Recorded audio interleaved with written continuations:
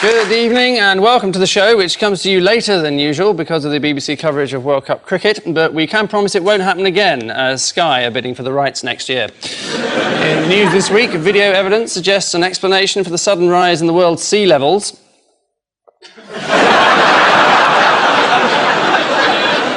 There's tension on the grid as excitement mounts for the start of the Ukrainian Grand Prix. And at a formal reception, Prince Philip is delighted to receive his goodwill gift from the Swedish ambassador.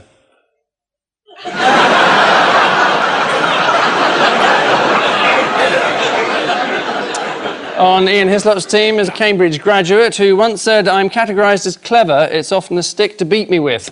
So surely that should be a stick with which to beat me. Stephen Fry.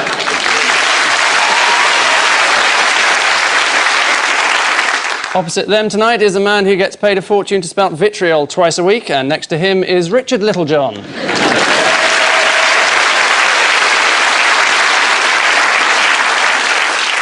And so to the virtually imperceptible pleasure of round one. Paul and Richard, more news from the front. Right, this is NATO planes successfully taken off and then successfully bombing the Chinese embassy. They were trying to hit Bulgaria at the time. Yeah, absolutely. There we are. That's the Chinese revolting. And there is Boris Yeltsin. Also revolting. Either he's sober and everybody else is pissed. They bombed the Chinese embassy by mistake, and Boris Yeltsin has sacked his prime minister, is it? Mr. Primakov. Mm. And what did the Americans blame the mistake on? The maps, bad They brought maps. the wrong map. They should have got the rough guide to Belgrade. They actually blamed it on, quotes, the lack of decent intelligence.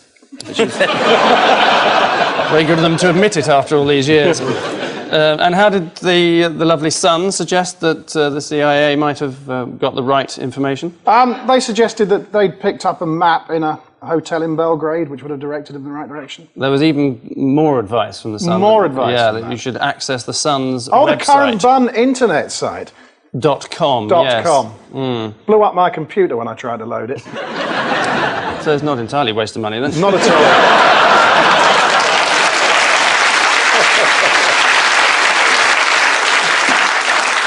And Boris, you noticed, obviously. Yes, yep. Yes, what's he been up to? He's sacked his prime minister. Mm-hmm. Didn't we say that earlier? Yes.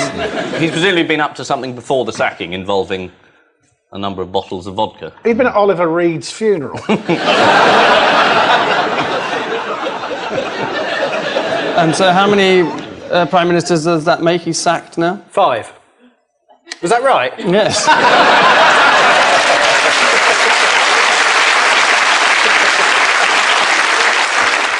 And what's going to happen on Saturday that might even complicate it further?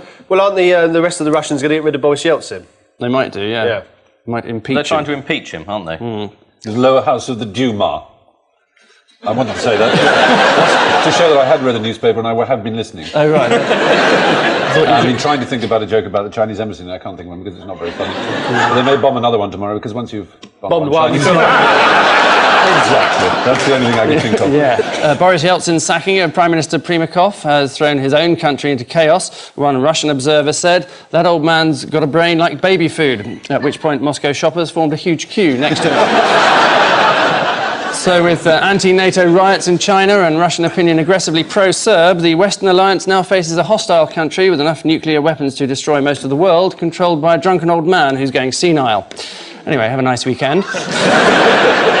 Ian and Stephen, another Euro mess. Oh, that's it's a matching shirt scandal. Chris Patton signing autographs. Loved your book. Oh, I loved your book.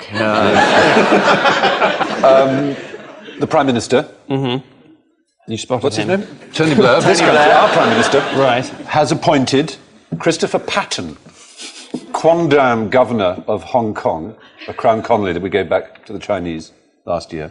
Yep. He's appointed him as a commissioner to the European community in Europe. In Am I on Europe's news famous round Europe. suddenly?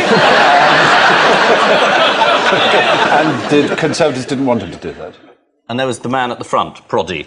Proddy. Somebody called Goodlad was what Mr. Hague wanted. Sir Alistair. Sir Alistair Goodlad. Right.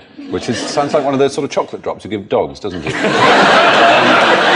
So when was Prodi sworn in? When was the Italian EU president, as he is now? Well, I don't know when he's sworn in, but his job is specifically to clean up Europe. That's right. Because the Commission are all corrupt, and A bit he's of not. ethical cleansing, you might say. Right. That's rather nice, isn't it? You're looking very trendy tonight, Ian. Do you like it?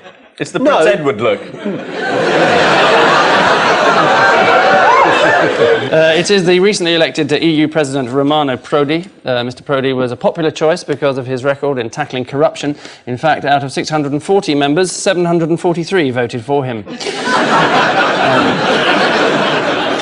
He's also best known for being one of the longest-serving Italian prime ministers. He was there almost all of Monday.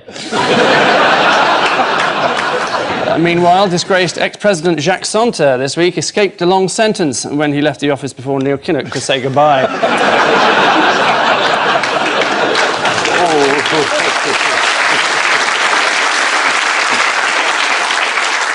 Paul and Richard, a revolving pun for you.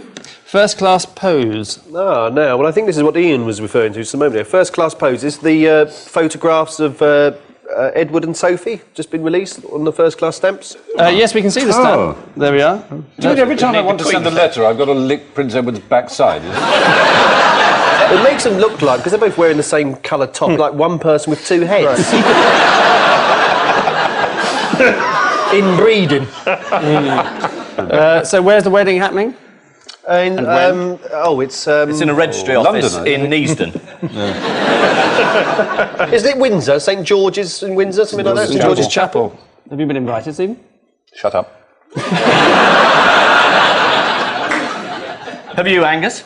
No, I certainly haven't, no. Have you been invited to Posh and Beck's wedding as well? No, I haven't. Right, No, okay, so sadly. Have you? No, haven't. Well, why are we talking about weddings we haven't been invited to?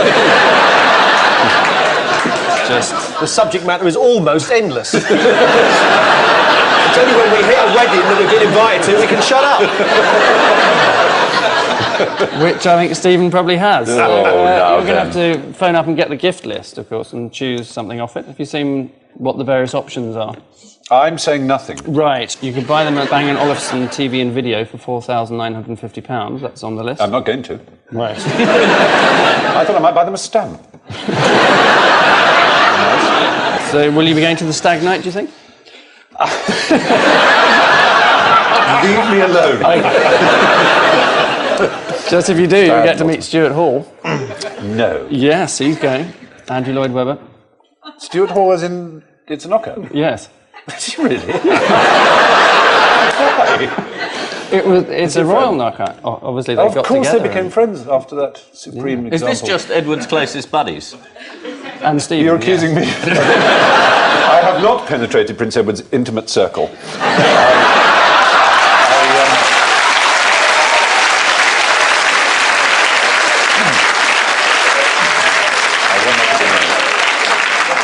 Yes, it is the launch of stamps commemorating Edward and Sophie's forthcoming marriage. The post office has learnt its lesson from previous royal wedding issues. This time the perforations go down the middle of the stamp. According to the Mail, immediately after the wedding, Prince Edward is planning to whisk Sophie off.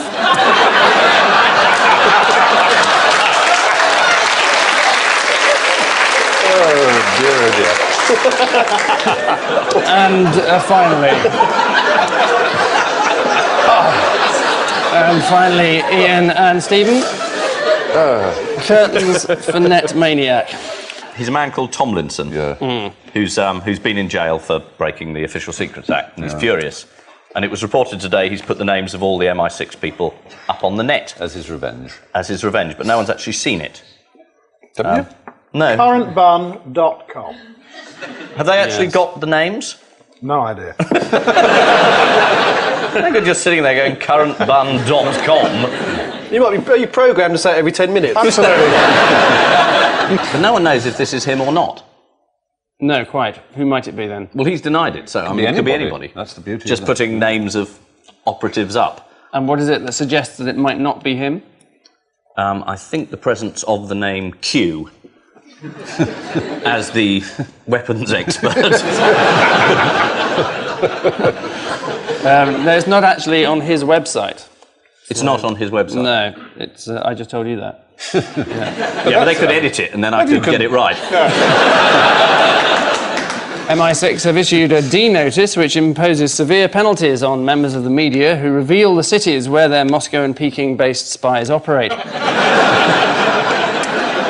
Oh, bugger. So, at the end of that round, the scores are like the bits of bread in a Virgin Rail sandwich. There's nothing between them, level as they are on 4.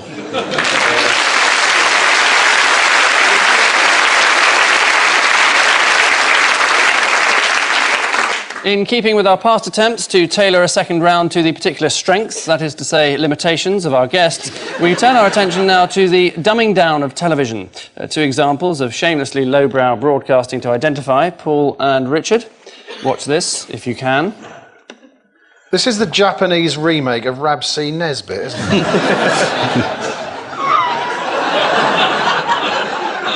That's Richard Branson.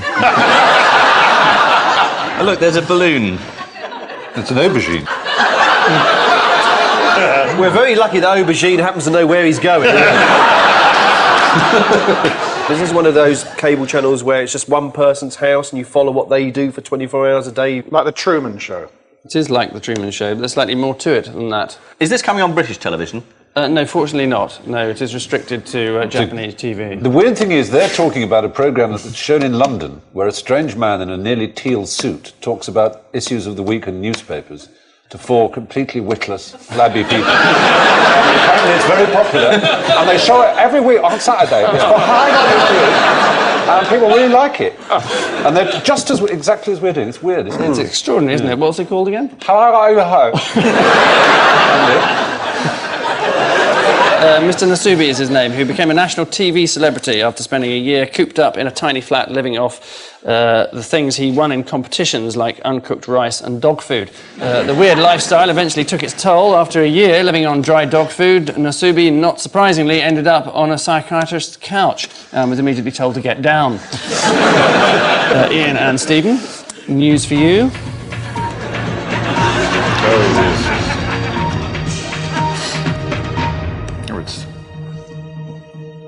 Welcome to the 6 o'clock news. And the main news tonight is that announcement from Belgrade that some troops will be withdrawn from Kosovo. Over here. That's it. NATO says the airstrikes won't stop. But from the 6 o'clock team in London and in Edinburgh, good evening. And from me, goodbye. Well, it's the BBC News. Martin Lewis was very keen on giving the nation good news, and he did there, because he's leaving. Hugh Edwards, the little new Welsh one, who's rather sweet. Peter Sissons. They've rebranded themselves. They've got, it's like almost back to the old Nationwide days, isn't it? They insert between the sort of thighs of the main evening. They insert the a sort of local snippet or local bit, don't they? Yes. So if it's London South East or look east or look north or look under there or whatever it is. You have different areas of the country. Like, do you remember Michael Barrett? Your own news and views as we go nationwide.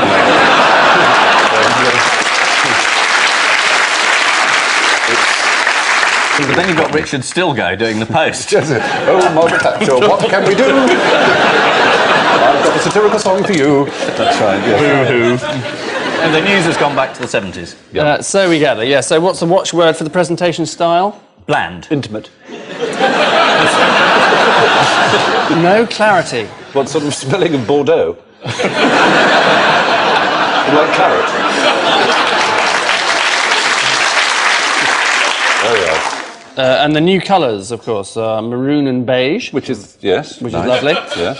And hue. Another word for colour, yes, hue. Very good. Well done. Hugh is being encouraged to wear more pink and lavender.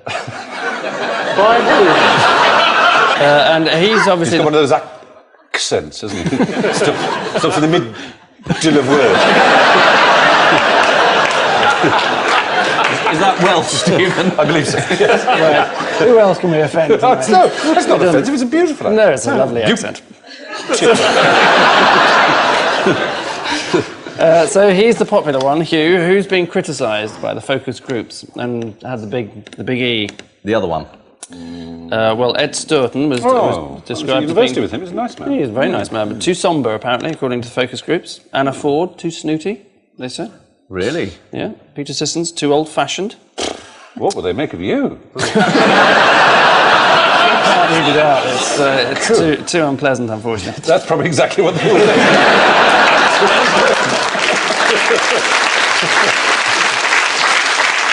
It is the BBC's revamped news output, which has been criticised for dumbing down current affairs. The BBC denied this. If you want a serious agenda presented by credible journalists, that's BBC News, said their new political editor, Ainsley Harriott. Still to come on Have I Got News For You, the rest of the programme, but first the main points again. Paul and Richard have 5, whilst Ian and Stephen has 6.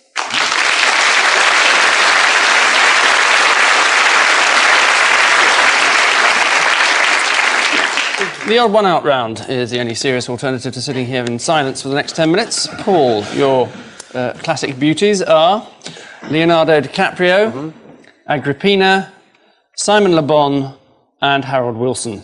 Who is Agrippina? Exactly. Yeah. Nero's mother. Mother of Nero. The mother, well, in fact, both. Well, it's got something to do with boats, I presume. Because Leonardo DiCaprio is most famous for being in the Titanic. Simon Le Bon's boat capsized sometime in the early 80s. I think Harold Wilson had a boat, didn't he? Around Scilly Isles. Scilly Isles, yeah. And that sort of turned over. So the one that I don't know must have something to do with boats. So I say the odd one out is Leonardo DiCaprio, because all the other ones suffered in boats in real life and he didn't. Is the wrong answer. Jolly, I was But it's a convinced. very Yeah, good very answer convinced. and very close. I thought there was some terrible trireme accident that I'd missed. What are you talking about? What are you talking It's a little classical reference from our friend Ian. Oh, I see. This is all the Yes. stuff you were learning while I was doing metal work. That's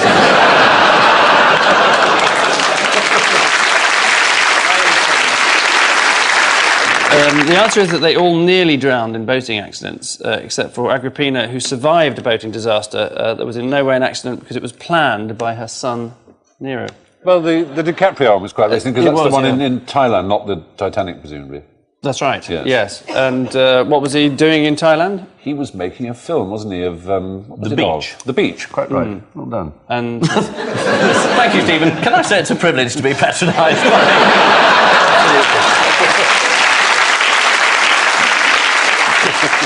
recently Simon Le Bon had an operation to correct his eyesight. After the operation, he said, "I will now be able to see the audience when I'm on stage." So he's got a big disappointment coming then. So, Richard, Helen Mirren, Prince Charles, Alexander McQueen, and Noddy. Is this the big ears question? Is Helen Mirren rehearsing for her appearance at the Oval Office or something?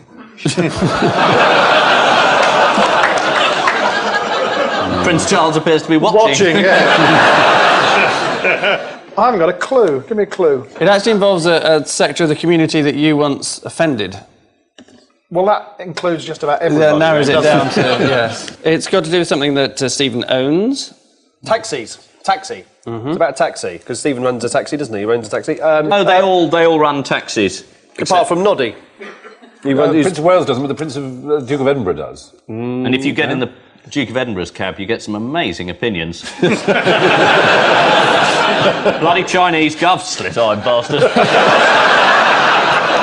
Where do you want to go? Buckingham Palace, that'll be 10 quid. You are right that Prince Philip drives a taxi. Helen Mirren drives a taxi when she's not acting. Well, Helen doesn't, but... Her dad does. Their fathers all drove are taxi taxis. drivers. Apart from Noddy, who is one himself. For exactly sixpence. right. Very good.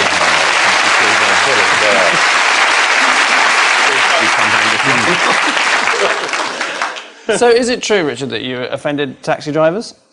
Memorably so, yeah. When I used to work for the Evening Standard, I once happened to remark that how difficult it was to get a cab in the rain, and the London Taxi Drivers Association issued a life ban against me. And I remember climbing into a cab outside the wine press in Fleet Street, and there was a picture of me in the dashboard, and the guy turned around and says, "I've been waiting bloody years to pick you up, you bastard! Get out of my cab!" Ian, your simple folk are the Duchess of York, Duchess of York. Sean Connery, Rupert Murdoch, and the Spice Girls. I actually had a story that was rather rebounded to the credit of Rupert Murdoch the other day. Oh, don't tell it here. No, it was William Rees-Mogg. You know, he used to edit the Times. He's got a strange lisp, which I won't do. But he said, "Do you know, I've known 6 British prime ministers. I've known 4 presidents of the United States, 3 leaders of the Soviet Union, and 4 popes. Not one of them impressed me as having a first-class mind." And Rupert Murdoch apparently said, "Did it ever occur to you, William, they probably thought you were a bit of a dick too?"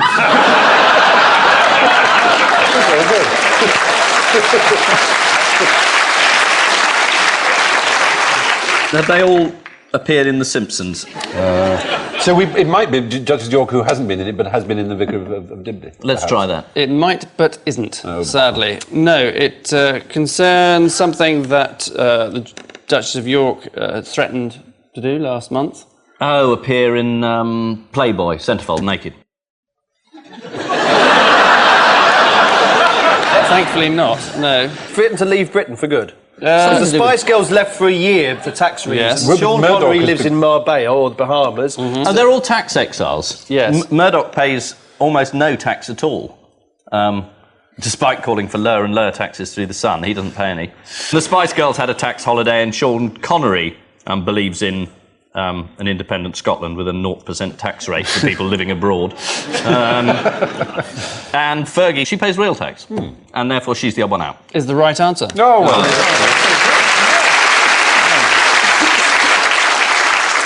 Tax exile Sean Connery has a tattoo on his forearm which reads "Scotland Forever." He had the words "I'm leaving" surgically removed. News of Rupert Murdoch's cunning accountancy emerged recently. On the day the story broke, the Telegraph ran with "Murdoch Company paid no tax in Britain." The Guardian front page said Murdoch's News Corp has paid no UK tax since 1988. The Independent's angle was Murdoch escaped UK tax bill, and the Sun had Sky dish out free digital television.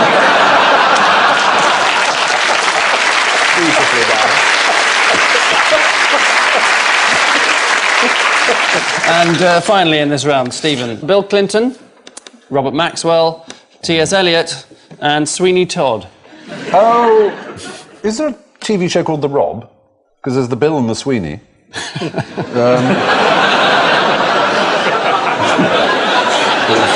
Is Robert Maxwell the only one who's being strangled by Ronnie Corbett?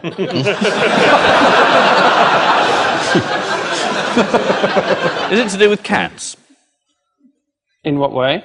Look at the musicals. Because it's Cats the musical, and there's the musical Sweeney by Stephen. And some of and there was the music Sondheim. on Robert Maxwell. Maxwell. Robert So Clinton's the odd one out. Which was a There's flop. there's no musical of Captain Fellatio Hornblower. It would be called.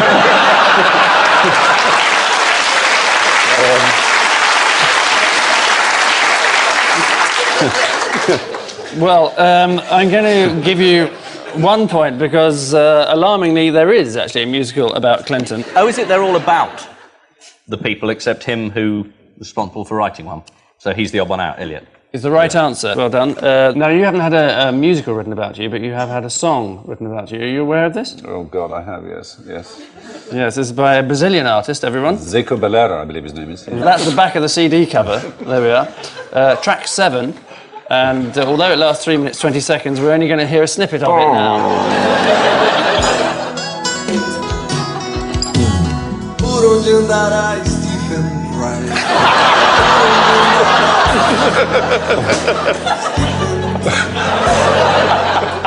Ninguém sabe do seu paradeiro.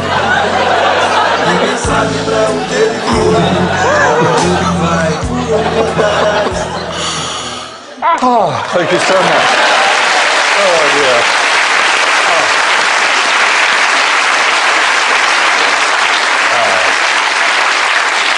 Was there a video that went with it? The shots of doors closing and people looking. In 1994, a High Court judge banned the theatre production about the late Robert Maxwell's life, and 100 jobs were lost. Well, it's what he would have wanted. Which a chorus of disapproval acts as a fitting finale, with Paul and Richard in need of a little help with the score, trailing as they are 12-6.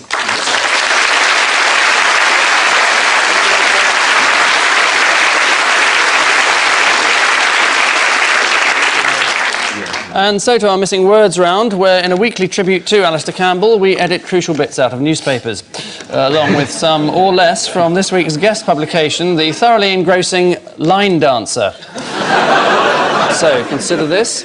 Straw found fired what? Passport down the back of the sofa. Oh, line dancing. Lacking in probity is how we put it. Fired did not pass the good character test for citizenship, said the Home Secretary, as his son nipped out to get more Rizzlers. Next, what had first swimming Elephants. trunks? Elephants used to be underwater creatures. They used to use their trunks as snorkels. It's true. Noah. That's a good point. Jeremy? Jeremy. A friend called Jeremy, the first person I ever saw in swimming. Unlikely they'd know that. Paul was right with elephants. Oh, yes. Next, bad dog know what for you? Line dancing. Berber dancing. Bernard Matthews, Turkey Drummers? Yeah. It is, in fact, line dancing, so Paul was absolutely right. Next, any fool can what? Host a TV news quiz. Any fool can be made from gooseberries. Pass A-levels is the answer. And finally, what for questions? Kiss. Is the right answer. This is Christine Hamilton, who denied kissing an Oxford student last week, stating categorically that she didn't snog anyone. And to prove it, yes, here it is. Clearly no oral contact. Ooh, a little bit of Biactor would be handy, that's...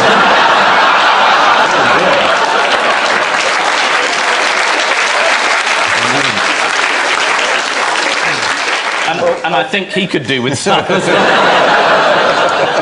Which hopeless air shots mean that the end of the night's rubber. This week's double bogeys are Paul and Richard with 12, while this week's holes in one are Ian and Stephen with 13. Oh,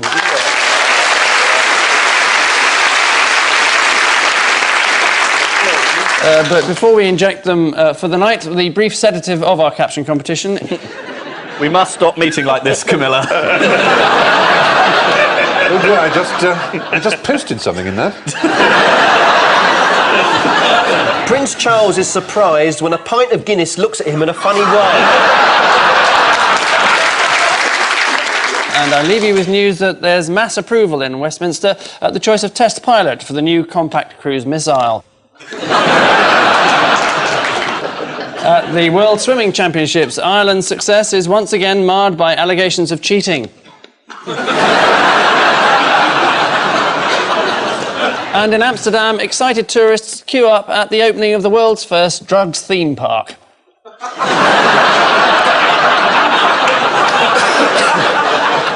Good night.